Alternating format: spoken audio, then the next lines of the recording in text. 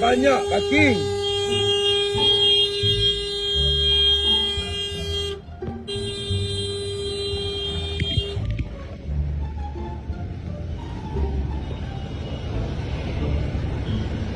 Okay.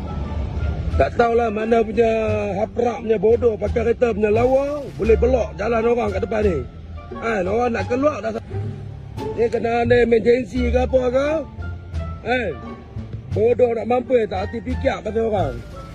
Kalau bapak punya perangai. Kereta saja lawa. Ini alam. Kakak yang kereta? Asal parking sini kak? Orang parking kat sini, saya suruh parking je. Asal tengok kat jalan dalam kak. Orang ada emergency ke apa kak? Jangan bikin macam. Jangan bikin sendiri je. Alasan dia cakap, orang lain semua parking sini, dia pun parking lah kat situ. Faham lah perempuan, mana nak salahnya kan? Betul!